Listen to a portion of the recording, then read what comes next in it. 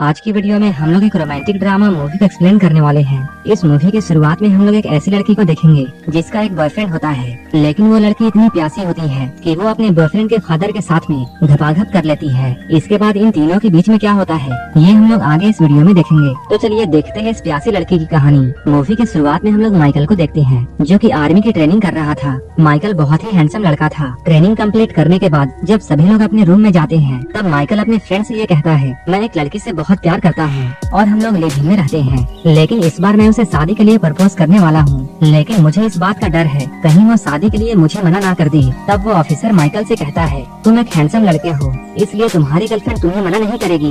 इसके बाद हम लोग माइकल को उसके घर पर देखते हैं। यहीं पर उसकी गर्लफ्रेंड एबी भी होती है। माइकल काफी दिनों बाद यहाँ आया था, इसलिए एबी उसे खुश करने के लिए उसका मनपसंद खाना बनाती है। ये दोनों एक दूसरे से बहुत प्यार करते थे। इसके बाद माइकल अपने घुटनों पर बैठकर एबी को शादी के लिए पूछता है। एबी भी शादी के लिए मान जाती है। ये दोनों बहुत खुश थे और अपनी खुशी को बढ़ाने के लिए ये लोग घपाघप कार्यक्रम चालू कर देते हैं। इसके अगले दिन जब माइकल अपनी ड्यूटी पर जाने वाला था तभी उसे हॉस्पिटल से कॉल आता है कि उसके फादर को दिल का दौरा पड़ा था, इसलिए वो हॉस्पिटल में एडमिट है। ये सुनकर माइकल थोड़ा परेशान होता है और ये बात वो एबी को भी बताता है। एबी उसे अपने डैड से मिलने जाने के लिए कहती है, लेकिन माइकल वहाँ जाने से मना कर देता है और वो एबी को बताता है, मेरे फादर और मेरे बीच में रिश्ते अच्छे नहीं हैं, क्योंकि मेरे फादर को हमेशा पैसों की पड़ी रहती है, इसलिए हम लोग कई सालों से मिले भी नहीं हैं। माइकल की बातों को सुनकर एबी उसे समझाती है, वो जैसे भी हैं लेकिन तुम्हारे फादर हैं, इसलिए तुम्हें उनसे मिलने के लिए जाना चाहिए और अगर उन्हें कुछ हो जाता है तब तुम अपनी पूरी जिंदगी पछताओगे। एबी की बातों को मानकर माइकल अपने फादर से मिलने के लिए हॉस्पिटल में जाता है। उसके फादर का नाम रॉल्डन है। यहाँ आने के बाद इन लोगों को डॉक्टर से ये पता चलता है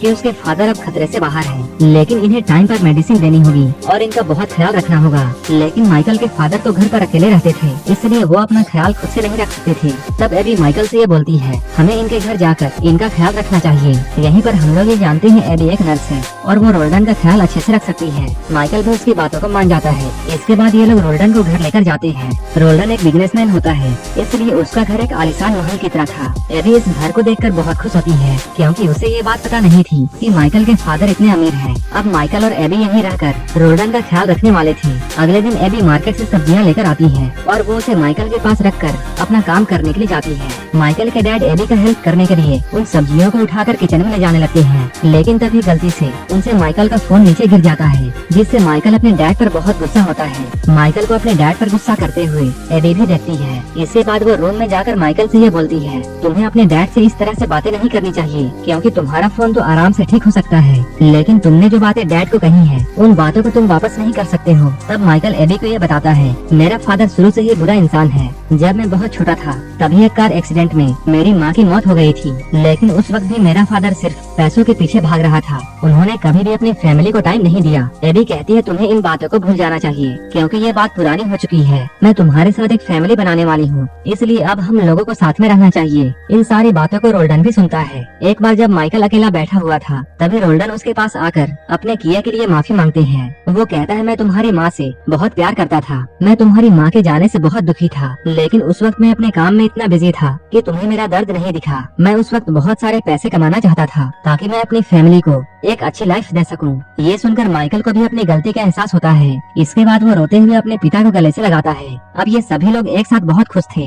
इसके अगले दिन हम लोग इन तीनों को एक साथ डिनर लगाते हुए देखते हैं। यहीं पर माइकल के डैड उसे कुछ पैसे देते हैं, क्योंकि माइकल ने अपना घर बनाने के लिए कहीं से पैसे उधार लिए थे। ये देखकर एबी भी बहुत खुश होती है। इसके बाद हम लोग माइकल को उसके जॉब में देखते हैं। यहाँ इनका बॉस इन्हें बताता है, बॉर्डर के पास कुछ आतंकवादी घुस चुके हैं और उनके पास एडवांस हथियार भी है, इसलिए हमारा ये मिशन काफी खतरनाक होने वाला है, क्योंकि इस मिशन में हमारी जान भी जा सकती है। इसलिए तुम लोग घर जाकर अपनी फैमिली के साथ थोड़ा टाइम बिताओ, क्योंकि ये मिशन एक बार शुरू होने के बाद जब तक खत्म नहीं होता है तब तक तुम लोग अपने घर नहीं जाओगे। इसके बाद माइकल अपने घर आकर मिशन के बारे में अपने डैड और एबी को बताता है। इस मिशन के बारे में जानकर ये लोग काफी डर जाते हैं। माइकल एबी से कहता है, मेरे जाने के बाद तुम मेरे डैड का ख्याल रखना। अपने जॉब में वापस जाने से पहले माइकल एबी के साथ में पलंग तोड़ घपाघप करता है, क्योंकि पता नहीं मिशन में क्या हो, और मरने से पहले छोटा चेतन प्यासा नहीं रहना चाहिए। सुबह होते ही माइकल अपने मिशन के लिए जाने वाला था। माइकल यहाँ अपने डैड और एबी से मिलकर अपने बेस की तरफ निकल जाता है। अब हम लोग एक हफ्ते बाद का सीन देखते हैं। यहाँ एबी अपने दोस्त के साथ बैठकर बातें कर कर रही थी। वो माइकल के यहाँ से जाने के बाद वापस से अपनी नर्स वाली जॉब में चली गई थी। एबी कहती है 1 हफ्ते से ज्यादा हो चुका है और माइकल का अब तक ना तो कोई कॉल आया है और ना ही कोई मैसेज। वो ठीक तो होगा ना। उसकी फ्रेंड एबी को समझाती है शायद माइकल अपने मिशन में बिजी होगा, जैसे ही उसे टाइम मिलेगा वो तुम्हें कॉल जरूर करेगा। ये दोनों अभी बातें कर ही रही थी, तभी एबी के पास में माइकल का कॉल आता है। लेकिन माइकल किसी जंगल में होता है और वहाँ नेटवर्क न होने की वजह से इनकी बातें अच्छे से नहीं हो पाती हैं। लेकिन एबी ये जानकर बहुत खुश थी कि माइकल बिल्कुल सही सलामत है। यहीं पर एबी के पास में एक कंपाउंडर आता है। वो एबी को बहुत पसंद करता था और वो माइकल को धोखा नहीं देना चाहती थी, इसलिए वो उसे मना कर देती है। इसके बाद हम लोग एबी को घर की सफाई करते हुए देखते हैं। तभी उसके घर में एक माया नाम की लड़की आती है जो कि रोल्डन की गर्लफ्रेंड और उसके बिजनेस पार्टनर होती है। माया यहाँ पर रोल्डन से एबी के बारे में पूछती है। रोल्डन बताता है ये मेरे बेटे की होने वाली वाइफ है। इसके बाद रोल्डन माया को लेकर ऊपर वाले रूम में जाता है। ऊपर रूम में आने के बाद ये दोनों इंटीमेट होते हैं। रोल्डन दिखने में तो बूढ़ा था लेकिन वो अंदर से जवान था। इसके साथ साथ वो एक नंबर का ठरकी भी था। इसके अगले दिन जब एबी और रोल्डन नाश्ता कर रहे थे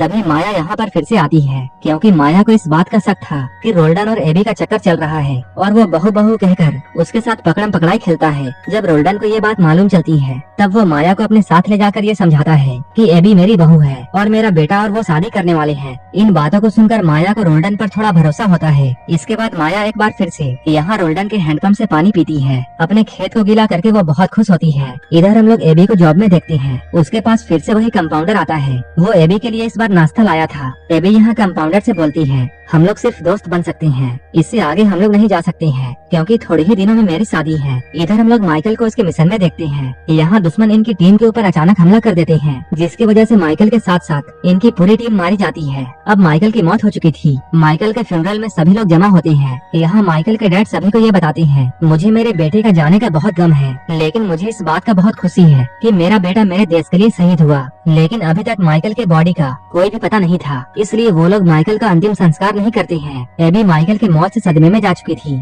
इसलिए कुछ ही दिनों के बाद में वो रोल्डन के घर को छोड़कर जाने लगती है, क्योंकि उसे इस घर में माइकल की याद आती थी। लेकिन रोल्डन उसे यहाँ से जाने से रोकते हैं, क्योंकि रोल्डन ये सोच रहे थे कि एबी अभी बहुत सदमे में है, इसलिए वो कहीं अकेले जाकर कुछ ना कर ले। इसलिए वो एबी को यहीं पर रुकने के लिए बोलता है। रोल्डन की बातों को सुनकर एबी कुछ दिनों के लिए यहीं पर रुक जाती है। एबी यहाँ रुक तो गई थी, लेकिन वो हर वक्त बस माइकल की यादों में खोई रहती थी। एक दिन एबी माइकल की याद में बहुत ज्यादा ड्रिंक कर लेती है। इसके बाद रोल्डन उसे उठाकर उसके रूम में लाते हैं। एबी बहुत नशे में थी, इसलिए उसे रोल्डन में माइकल नजर आता है, इसलिए वो रोल्डन को सेड्यूस करने लगती है। लेकिन रोल्डन को ये सब अच्छा नहीं लगता है, क्योंकि वो अपने बेटे की वाइफ को नहीं पेल सकता है। इसलिए माइकल के डैड यहाँ से चले जाते हैं। सुबह में जब ये दोनों लोग नाश्ता कर रहे थे तभी एबी रोल्डन से कल रात के लिए माफी मांगती है। तब रोल्डन कहते हैं रात को जो भी हुआ तुम उसे भूल जाओ। अब धीरे धीरे काफी दिन बीत चुके हैं और एबी अब माइकल के सदमे से धीरे धीरे बाहर आ रही है। वो अब रोल्डन के साथ काफी वक्त बिताती है, क्योंकि इस घर में उन दोनों के अलावा कोई भी नहीं था। एक दिन जब ये दोनों लोग एक साथ बैठे हुए थे तभी रोल्डन यहाँ पर एबी को माइकल की बचपन की तस्वीरें दिखा रहा था। इन फोटोज को देखते हुए माइकल के फादर इमोशनल हो जाती हैं। तब एबी उन्हें संभालती है। इसके बाद वो उन्हें रूम में ले जाकर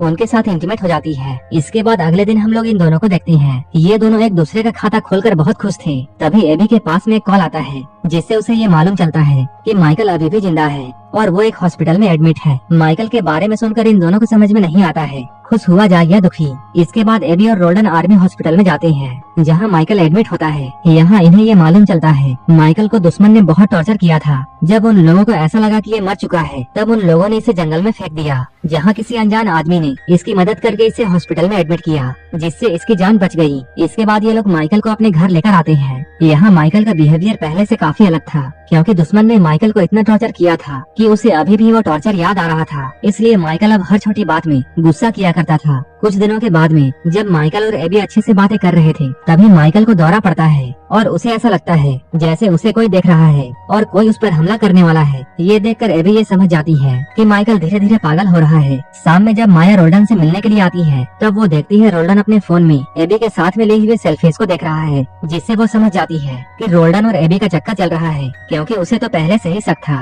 रोल्डन माया से इस बात को छुपाने के लिए बोलता है ताकि ये बात उसके बेटे तक ना पहुँचे, लेकिन माया को इतना गुस्सा आया था कि वो माइकल के पास में जाकर ये सारी बातें उसे बता देती है। वो कहती है तुम्हारे वाइफ का चक्कर किसी लड़के के साथ में चल रहा है।